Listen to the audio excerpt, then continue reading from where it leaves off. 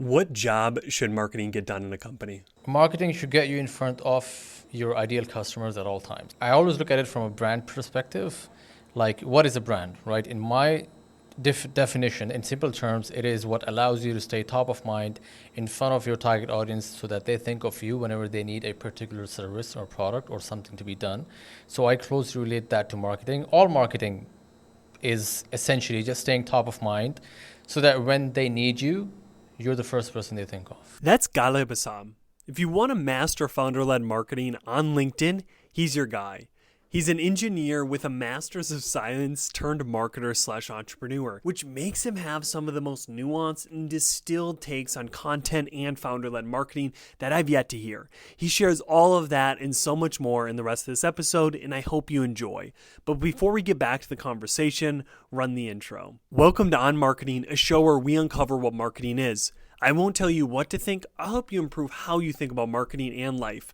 I'm Jordan Ogren, a marketing strategist by day and a podcast host by night. This was recorded on May 16th, 2025.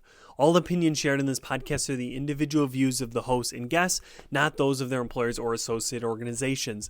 This content is intended for informational purposes and should not be considered professional marketing or life guidance. Listeners act on the information provided at their own risk. Thank you for being here. So then in your work, how do you execute that, or how do you actualize that staying top of mind, being on their short list for software or companies to hire? What kind of ways do you actualize in your own work that definition? I'm a big fan of founder-led marketing, right? Because at the forefront of a company, if it's the founder who is talking, especially if it's a new company and not corporate, I think you could easily build a lot of trust with your audience, whether they are your target audience or not. But at the same time, I think it's a massive leverage, right? If people get to know you, your thought leadership, what your thoughts are, how you think, how you process things, if you put that out there through content, through networking, I think that automatically puts you at the top of a list if somebody wants somebody like you, right? And there are excellent examples these days on LinkedIn specifically, because I work on LinkedIn and I worked on LinkedIn for the past 3 years as well. People, they launch product, let's take SaaS as an example, right? People launch SaaS products, but before launching, before even developing an MVP, you could say the tool itself, they start researching. They start having conversations with people, their target audience on LinkedIn. They create content like, hey, we're doing this, we're doing that. They document their whole journey. And by the time launch comes, they've already built a wait list. They've already built trust with their audience. People already know what the tool is going to do. People already know the person behind the tool, which makes it so much easier to trust that person and trust that product. Because I think at the end of the day, Jordan, people buy from people, right? And I'm sure you agree with that as well. So if I like someone and I trust someone, I'm more prone to use, let's say, buying from them, as opposed to somebody who's completely new in the market. I don't know them. I don't know what they stand for, what their morals are, what their values are, what their product does. Maybe I do know that through a website. But if I don't know the person behind it, then I'll probably lean towards somebody who I actually trust. That makes sense. So it wasn't coined this, but before it was probably logo-led growth. The company logo or the brand in and of itself, IBM, Apple, but even Apple, you could start to be like, is it Steve Jobs? I like your thought though around like starting the build or building your marketing before the product launches. How do you then wrestle with this so-called approach called stealth mode, or not letting anybody know about it till it's ready to launch? Have you thought much about the complete differences of your approach versus that kind of stealth startup approach? And is there any value in stealth mode? Well, I'm not an expert on whether somebody should be in stealth mode or not, but I personally am not a big fan of it. Because I think if you're actually building something and you're probably going to be bootstrapped, let's say, you need to be speaking about it, you need to be shouting about it at the top of your lungs. Because right now, the day and age that we live in, I read a post earlier today that about whatever you build as a coder, let's say, you build a product or whatever and you use code to build it, somebody can replicate that about 80% of it like right away, because we have everything at our disposal. But what they cannot replicate is your brand. Let's say you've been building something for the past year, you've been talking about it for the past year, people know what you do, people know what your product is going to do, and then you build it and then you launch, you distribute it. You've already been distributing it one way or another through your founder brand. And then somebody else copies it, they build it, but they don't have that brand presence, they don't have that distribution. you're obviously at an advantage. So personally, not a big fan of stealth. I don't like working with people who are in stealth mode or who are like, yeah, I don't wanna talk about it, but I want to build my brand. I want people to know what I do, but I can't really give you much. I don't think they go hand in hand. You have to choose. You can either talk about something or you can either not talk about something. I'm not a big fan of stealth mode. That's both of us. I agree with you. I can't find many examples or many use cases where it makes sense or there's been kind of long-term benefit, rather than, to your point, as soon as possible to start talking and creating a conversation, because that is kind of what markets are, relationships and conversations. So the sooner you can start having conversations, which then lead to a level of relationships with whether target audience connectors in that industry that can help you and all that. So how do you...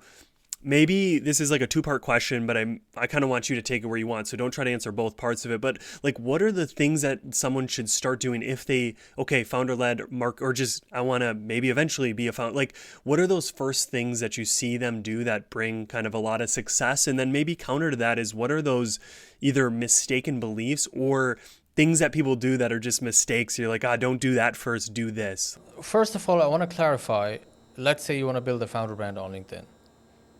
If you already have a successful business outside of LinkedIn, you already have other marketing channels, because at the end of the day, LinkedIn is just another marketing channel. If you have other channels working for you and now you want to diversify and be like, hey, now I want to use founder-led marketing on LinkedIn as a channel as well, then that is fine. But if you jump on LinkedIn, build a profile, start creating content, etc., and your business is on fire and you expect LinkedIn to save it, it's not going to work out, because a good founder brand is not a substitute for a shitty PMF, you could say. If you don't have a product market fit, no matter how flashy your content is, it's not going to work out. So that's something I want to clarify now. Now, let's move forward. Let's say you have good PMF, or you're actually building it out at the moment and you want to test your PMF through LinkedIn. There are a couple of things that you need to avoid. First of all, you need to understand that if you create content sporadically, you talk about random things, but you're still consistent, you create 3 to 5 times a week and you're doing it for a year, but you're talking about random stuff, it's not going to work out. Like, it may sound harsh, but you're going to look back after a year and you're going to think that I just wasted the past 12 months. That is why I always say, and people argue with me about this, should we just post and then find our way, or should we have at least a simple sort of a strategy before we jump on LinkedIn? I always say you need a strategy first. You need to understand how you need to be positioned in the market. How are people currently perceiving you versus how do you want to be perceived in the market? So once you understand that, then obviously if you're building something or if you already have a successful business, you understand your customers' pain points, right? You should probably have strong thought leadership about the industry. You might have some takes. Maybe you're against the status quo, maybe you're for it. These things, they're going to shape your content strategy. I always say, in general, you're always going to be trying to create 3 types of content. Number 1 is pain point content. Do you understand your target audience's problems, and can you paint a picture that shows them that you understand it, plus you can solve it for them? So that's number 1. The second one is thought leadership. Do you have any takes about your industry? Do you know what's happening recently, and what do you think of it? Just tell us, right? One of my former clients, he summed it up very nicely. He said, it's not thought leadership if it's from a collective consciousness. So if you're trying to grab everything from everyone and talking about it, copy-pasting it, copying big creators, you're not going to stand out. So that's 2, right? Pain point, thought leadership. Lastly, which I'm a big fan of, is relatable content. You might have heard that, hey, we don't like creating personal content on LinkedIn because it's too personal. That's right. Personal does not mean that you need to be sharing your life's most intimate details. Personal, in simple terms, on LinkedIn means talking about something that makes you relatable to your audience. For example, you're building something, you're a new founder, or you're even talking about like, hey, I'm new to this whole founder branding thing, and I'm facing this problem, I'm facing that problem, I'm figuring it out. So by talking about stuff like that, which is still personal and is relatable, you position yourself as somebody that others can relate to, hence you build trust, right? People relate to you. People are like, you know what? Jordan is going through the same thing that I'm going through or I was going through. I want to talk to Jordan. As simple as that. So these are the 3 things that you need to be doing in terms of content, right? Pain point content, thought leadership, and then lastly, relatability. Now, what do you need to avoid, let's say? Number 1, as I said, do not just start posting if you don't have a strategy. Like, at least have some basic strategy, okay? That's number one. Number two, if you don't have patience and if you expect results in 3 months, don't even bother, because it's a long-term play. It's not like, a lot of the times what I've noticed with clients, they look at organic social on LinkedIn with a paid social lens. They think, oh, if we spend 1 month, we will get Y return. It's not like that. It takes time. Building trust takes time. So if your business is important to you and you want to get something out of LinkedIn, you have to give it time. I would suggest 6 to 12 months. So I'm not going to give you a very long answer, but in general, I think these are the two main problems that people face: lack of strategy and lack of patience. I love that, because I do see that similar advice. Just start throwing spaghetti at the wall. And I do think, as like a scientific lens, if you don't have variables, hypotheses, which is kind of strategy, then it's like, how do we even know what works? There could be one viral post. And I think that is also a challenge. Is a lot of the viral posts, I saw someone say that like over 99% of people who liked it didn't follow them, or like, so it's like virality is really mainly just for yourself to feel doped up a bit. It's like feel good, but there's really no, so like if you don't have that strategy of what am I posting on, then you can't even say that didn't work, because like you didn't have a hypothesis. So I really enjoy that. Out of the 3 pieces of content you talked about, I have a hypothesis for which one might be like the hardest, or where most founders might need to like amp it up. What for you do you see out of those 3 being the weakest usually when you start with someone? And not even just because they aren't posting yet, but like the hardest to get out, or the hardest to kind of create out of those 3: thought leadership, pain point, and then relatable content. Which of those 3 do you find to be the hardest? I would say pain point content, because let's talk about thought leadership and relatability, right? If you want to position yourself as somebody who's relatable, that means that it has to come out of your story. If you have a story, then it's easy to talk about that. We're not going to get into how comfortable or uncomfortable you're going to be talking about it, but it is relatively easy. All you have to do is try, right? Thought leadership, if you have some sort of thought leadership, or if you have strong opinions, you can talk about it, right? Because you have it. But the one thing that surprisingly I see people not really leveraging is pain point content. Because I want to give you an example. I was talking to Rob and Anthony on my podcast, right? We mentioned it earlier. And they told me, like, what we do is we just talk about the problems that our target audience is facing, and we just show them how to fix it. We don't even tell them, like, hey, we can fix it for you. We just show them, like, hey, you're facing this problem. This is how you can fix it, right? And where do those pain point content ideas come from, which people struggle with? Your sales calls, your discovery calls, your call transcripts with clients on a daily or a weekly basis. People, for some reason, don't go into that. It could either be because they don't have those resources, or they just feel like it's not worth it. That is what I have experienced so far. And thought leadership, relatability, I think you can definitely get something done with it. But if you have resources such as sales calls or discovery calls or calls in general, I think it's such a valuable resource. But still, I see people talking about pain points that are very generic, that lack context. They're like, hey, if you're facing this, you should do this. But they don't say like, hey, we just had a call with a potential client and they were facing XYZ problem and XYZ stage. This is exactly how you could fix it. So people don't give that extra context. And the difference, in my opinion, between a good post and an okay post is context. If you have more context, it ultimately makes it more relatable in terms of a pain point to your target audience as well. I love that, because I think my first thought was relatable, as I've worked with a lot of people that are just afraid. But your point's valid, that the relatableness is really all within us, like our story, like our stuff. So like we just need to dig deep, but the whole pain points is all out there. Like you have to go external. out there to get it, outside the boardroom, outside the marketing meeting. And that's so true, that's actually where a lot of us fail or struggle. And even to your point too, it's like we might grab very generic because we didn't ask like an extra why. So when we write about the pain point, it's like everyone identifies with it, so no one identifies with it, to your point of like context. So I really like that, because again, my hypothesis was incorrect, which is good why I had that. And now I can maybe update that a bit. So to finish up kind of this marketing portion of it, a lot has been changing with AI in the past few years, months, weeks. What have you changed your mind on, maybe in LinkedIn content marketing in totality, that you believed maybe a year, 2 years ago, or even 6 months ago Y, and today you're believing X, or maybe just slightly like Y.5? Does anything come to your mind for a shift in your mental models, your thoughts around marketing at large? Yeah, of course. I mean, AI is a hot topic, and I think everyone has an opinion on it now. Some love it and some hate it, right? So I personally think AI is great. not to replace my creativity, but to replace all the manual labor that I had to do. I'm going to give you a very simple example. I've been working with personal branding agencies for the past 3 years. Today, I run my own business for the same niche, right? Same kind of a service. Back then, like 2022, when I started in marketing, it was like, hey, you get on a call with a client, you try to take manual notes, and then you try to remember after the call whether you missed something or not. You would probably not record the call. You wouldn't have a tool that records and summarizes and gives you a transcript. And then when you start writing content, it takes you at least 6 to 8 hours to write like a couple of weeks worth of batches, which is crazy now that I think of it.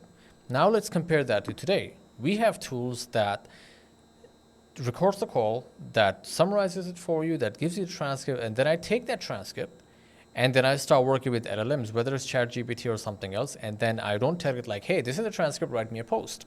I give it transcript because remember we talked about context earlier. So now that I'm writing content, I'm like, hey, this is all of the context that you need. Now let's start working together to write something. So we have a conversation, we write something together, then I ask a question, then I ask the AI like, hey, talk to me. What do you think could be better? What should I be doing? Do you need any more context? So it's, in my opinion, it has 10x my workflow. Like so much faster, not because I'm sacrificing quality, but it has reduced all the manual labor. I don't have to do a lot of manual stuff that I used to do before. So in my opinion, AI is great, but I think there are some lines that you shouldn't be crossing. For example, I am not a fan of AI UGC content. Everybody's like, hey, we have just developed an agent that creates AI UGC. All you have to do is put a product in its hands. And I'm like, the whole point of UGC is user-generated content. It's you should be like FUGC, like fake user-generated content. That's a more appropriate term for it.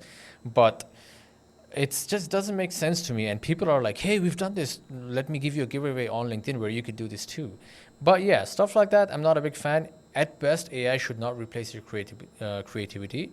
All it has to do is replace your manual labor. That's what I think about it. I am a big call transcript person using that with AI, and even like just getting ideas for content from the call. So even on like a minimal basic level, I've been thinking a lot about AI, especially because in writing, there's this huge thing of like, was it AI written? Is there an M dash or all these things? And for me, I think about like farming or building buildings in the fact that somebody gets into a machine in that moment they are essentially a cyborg because they couldn't pick up that much dirt with their hands, but they're one with the machine to pick it up, move it. And I don't think anybody says this house or this thing is less valuable because you use machines to do it than you use your bare hands to like dig it out. And how I then think about that is there's some people with AI, because I know if I got in that tractor, if I got in that bulldozer, it would be like two people because I'd be like, oh, it moved this way because I'm just so not used to it. But I think the best marketers today and the marketers of the future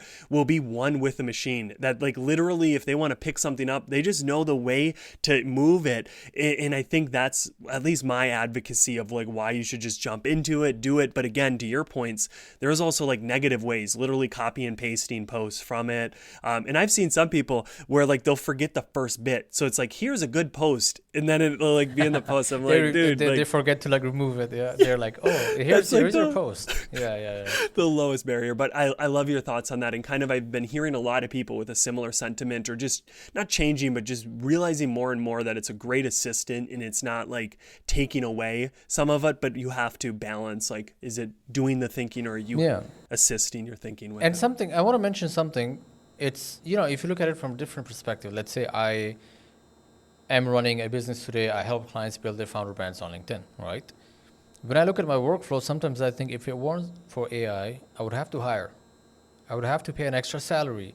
I would have to invest in other people, not because I don't want to, but I would have to, right? If I'm scaling my business. Right now, AI is almost like an extra employee, but it only costs $20 a month. So when I'm on calls with somebody, with a potential client, or I'm on a client content call, it's like I have an extra person sitting on that call, taking notes, understanding everything. And once the call is done, I start having a conversation with that person. I'm like, hey, you were there on the call. Let's do it. Let's talk about it. So I wanted to mention that because there are so many ways that you could leverage it. For me, it has been amazing. I absolutely love it. And it has really helped me run my business. And I'm just excited in how it can be more utilized in the future. I love that. It's like a $20 a month intern, but with really Sounds high level of terrible. Sounds No, terrible but when you think about it, like $20 intern, but you know, it's a reality right now. but the crazy thing though is that it's better than an intern because to your point, it's able to hold so much context that it can have that convo where I think no offense to interns and I've been one, so it's not, but like they don't have that ability. They're green. So if you're like asking them, but the AI LLMs, they're so large like it can kind of have a very generic or an approach that helps you. So it's like you get both this intern doing those manual tasks, summarize, and then you also get this like thought partner, a strategy partner, because they're able to go back and forth if you're good with working, talking with it, because sometimes they'll just tell you what you want to hear. Well, that's some great conversation around marketing AI. I could definitely talk to you for a while, but now the more important stuff, life. Are you ready to jump into this? Let's do it. All right. What is your purpose? Because I know everybody has a different purpose for life. What do you think the purpose of life is, or what is your aim in life? I'll talk about this from two perspectives, right? First of all, from a more general perspective, I think every moment you don't spend with family is a waste. For me, that is the purpose of life. I'm going to give you an example. I spent 4 to 5 years in Istanbul pursuing my master's degree in engineering, and now I'm doing marketing. By the way, I changed careers. And when I think about it, it was great and all, but every moment I wish that I was with my family. Because in 2016, my dad passed away and he wasn't with us like at our home. He was an engineer as well, so he was in another country working there. So when he passed away, I realized I could have spent so much time with him, but I just couldn't. He was away, I was away. Sometimes, I don't know, things didn't work out, right? He was away. Now, in my opinion, for me, life is I need to spend time with my family and I need to design a life that allows me to do so, right? So that's my first perspective. Now, let's talk about a different perspective, which ties into why I started my own solo business and I quit my last job. In 2022, I started as an intern at an agency based in Berlin, but I was working remote this whole time. The reason I decided to build a remote life is because, I told you my father had passed away in 2016. I was coming back from Istanbul, home, Pakistan, and I wanted to spend time with my mother. I didn't want to leave her again. So I had a choice. I could either go to another country to work again because the job situation is really bad here, or I could try to design a remote first life that would allow me to stay at home and build a career. Not become a freelancer. I wanted to build a career, right? There's nothing wrong with freelancing, but I think I prefer the other option. So I landed my first internship at a Berlin agency, same niche, by the way, LinkedIn service. Then I landed another internship at a London agency, same niche, same stuff on LinkedIn. Then the agency at London, they offered me a full-time role. I accepted, then I spent 2 years with them. I got promoted, and then 2 years later, I was like, I need a new opportunity. So I landed another role at a Dubai agency, still remote, still at home, building my own home, work from home office, as you can see right now. But 2 months in, I realized that I needed to do something else because I wanted to design a life that would allow me to be financially free, number one. Second, that will allow me to be free in terms of time. Why? So that I can spend time with my family. It all ties together. So I did, luckily, a year ago, like actually in May last year, I decided to go solo. It's been a year now, this May. And it's been crazy. It's not been difficult. For the first 5 months, I had 0 clients.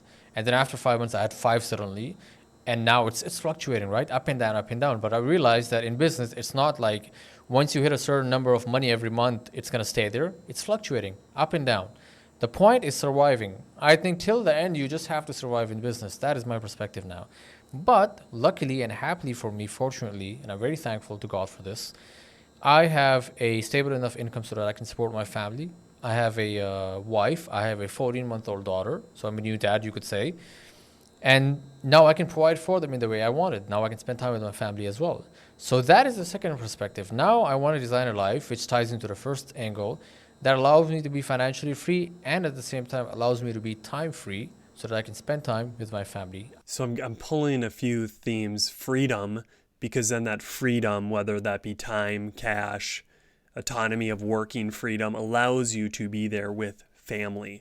What does your time with family give you? Why does time with family matter so much? And I get you shared with your family, so you felt maybe a gap. You felt that hole of like, why weren't we together? But why is that such a strong, what's the outcomes that you gain through family time or spending time with your family? I think about this a lot. I often talk to my wife about this. I'm like, what is the purpose of life, right? And I because it's such a cliche question, but it hits me at times because I'm like, okay, I'm working, I'm doing this, I'm doing that, but why am I doing all of this? But then I realized towards the end, and I think it answers your question, I've narrowed it down to spending time with family because one day we're all going to go anyway, right? And I could work my ass off and I could be great at what I do and I could only work, get a lot of money, this and that. But I know that I always regret not spending time with family. So I think there's not a definite answer to this, but I've chosen this as my purpose of life. I want to spend time with my family because at the end of the day, that's all that matters. They're the ones who came with me and they're the ones who are going to go with me. Nobody else. So that for me is why it matters so much because it gives me peace. When I'm sitting with my wife or my daughter or my mother, I'm like, I'm stressed, right? I'm like, work this, work that. What am I going to do next month, this month? Savings, apartment, this or that. What am I going to do? But then I'm like, hey, I'm just sitting with family, and that's all that matters. And nobody has seen tomorrow anyway. I don't even know if I'm going to be here tomorrow. So that gives me a great amount of peace. And I think the fact that it gives me peace is because I think deep down inside me, that is what I have chosen as a purpose of life. And I'm happy with it. And when you live in alignment with that, there's peace. There's There a is feeling peace. of There I'm is doing peace. the right thing. I'm on the right path. Yeah. So how do you balance then maybe this not inward in the sense of yourself, but inward in the sense of family? But then there's this other side of this of like outward, right? Social justice, helping others that aren't family. Because a parable that I routinely go to is from the Bible when Jesus is with a group of people and someone says, hey, your mother or brother, they're outside. And he says, he looks around him and he says, these are my mothers and my brother, like these are my family. So I've always had this challenge because for someone who's had an amazing family life, and I think that's always the challenge is we bring with us context, we bring with us baggage. And I had a great family, which then has helped me, I think, see the dark or the hidden hindrances that family can have. So then, because if I'm driving down the street and I see a family member walking, I'm going to pull over. I'm going to say, get in. Do you need anything? You need some water? You need some food?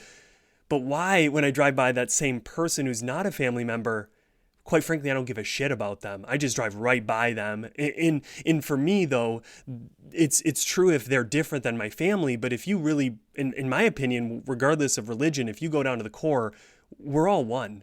Like if I hurt you, I hurt myself. And that could be its own Buddhist or its own kind of philosophy. But how do you then balance this family, but also like, aren't we put here to help our neighbor, Yeah. our person who has no family connection to us? How do you balance that? Yeah, definitely. And I'm completely aligned with that because I think, in my opinion, we have a moral responsibility.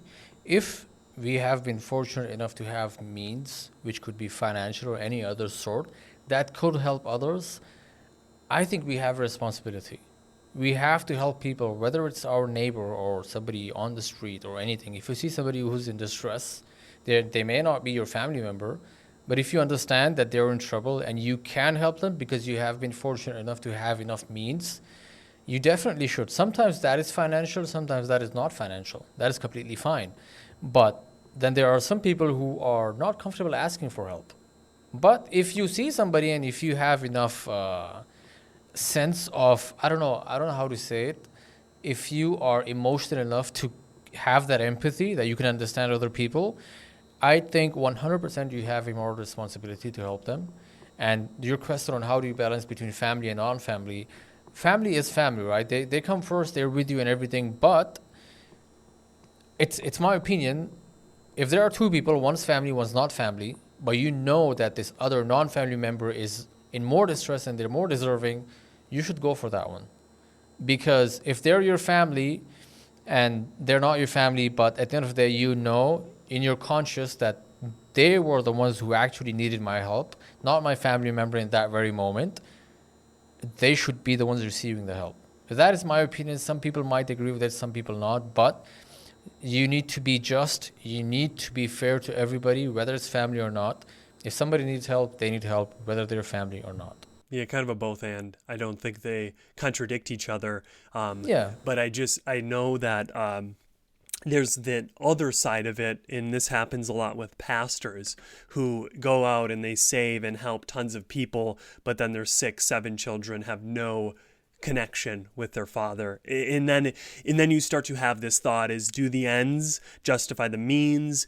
And I don't know, I'm just, again, coming from probably a very privileged place that I'm able to have a great family to realize there's more than just kind of living within my home. Like there's kind of going out there, and as I have a little younger daughter, 5-6 months, and it just makes me realize of like, why can't I have the same love that I have towards her, towards every person, and kind of the outflowing that then she would see that like, oh, my dad doesn't just give me love, he's very kind and nice to these other people. And it almost like does more for her than if I just only showered her. If I only, to your point of like, if I know someone else is in need, but I just neglect them because it's like my daughter, it's all I need. Because then that brings me to kind of a caste system, or this kind of like, if you're family, you're good. And if you're not family, like you're not, like I don't care to help you at all, which is kind of, in my opinion, the old world, where it was very much so that way of like you're born into things, and family was literally like, that was so important. And the Bible talks about genealogy so much, but Jesus like painted a slightly different picture for me of like, man, he like went out and like almost like not neglected his family, but he like just like made a conscious decision to say, you are all my family. And that maybe is this core here of like, if you don't have that decision, or you don't believe we're all one, if you think other people are their own beings and you have no connection with their indwelling spirit, then yeah, you probably won't help them at all. And because your family has your DNA, you feel like they should be the first. But I land on this place that we all have kind of at least a thread of the same DNA, this indwelling. So, but I love your ability both, and I think that's important. I learned something from my father, right? My father was the kind of person who had a massive heart. He would help anybody and everybody, right? And sometimes that would backfire because, people would use him somehow, and you'd know that maybe they didn't actually need help. But I think people who are empathetic enough and who have such big hearts are truly lucky, because I envy those people. If you can actually love somebody like you love your family and like your daughter, let's say, I think you're extremely lucky, because people who have such massive hearts and who are so, they're okay with just everybody, and they're like, you know what, it's okay. They're humans as well. I'm a human too. Nobody's perfect, right?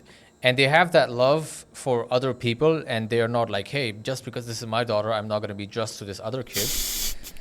I think they're truly lucky people. And for somebody to have that level of sense of emotions and everything, I think they're truly lucky, and I truly envy them. And I can only strive to be like that. I love that. All right, final question, because I think I could go forever on life with you as well. This is fun. There's a movie, I'm not sure if you have watched it. It's called Inception. It has Leonardo DiCaprio in it. Yeah. So to the 2 to 3 people listening, if you haven't listened, here's a quick synopsis. These people go into dreams to incept an idea, usually a malicious idea, sell your company, trade this partner, whatever, so then they could kind of achieve whatever they're trying. But I want to pit the question to you, but more in a benevolent way. If you could go in the minds of everybody on this planet tonight while they're sleeping and incept an idea, so then tomorrow morning, we all wake up with the idea you incepted, thinking it's our own idea, and we live out of that idea. What idea are you incepting in the minds of every human? Well, interesting question. It would definitely have to be, because I don't like the current state of the world, right? A lot of people are suffering. A lot of people are suffering, and it's not fair. Whatever it is, it's not fair. What I would do is, I'm not going to be like, oh, solve every problem in the world. No. I'm just going to incept this idea into people's mind that when you wake up, you have this sense of responsibility that I have to take care of my neighbor. I need to make sure that they're okay if I am okay. I think that is going to solve a lot, because if I'm taking care of my neighbor and my neighbor is taking care of their neighbors, and it is all over the world, I think the world would be a much better place. Unfortunately, it's not at the moment. It's unjust. It's not fair. But in an ideal world, if people could actually take care of other people like they take care of their own family, I think we'd be much better off. I think that's a beautiful bow on our conversation, Ghalib. That was really well put. So thank you so much for your knowledge and your time today. Thank you. Of course. Thank you so much, Jordan, for having me. Hope you got what you wanted out of this episode. And yeah, man, it was nice chatting with you. And this is the end of the podcast. What one idea or topic of conversation stood out to you today? Write it down, share it with a friend, post it on social. The main thing is take action. That's how we go from theory to mastery, we need to practice. We need to put it into practice. Thank you for listening and being here, and I hope you tune in next week.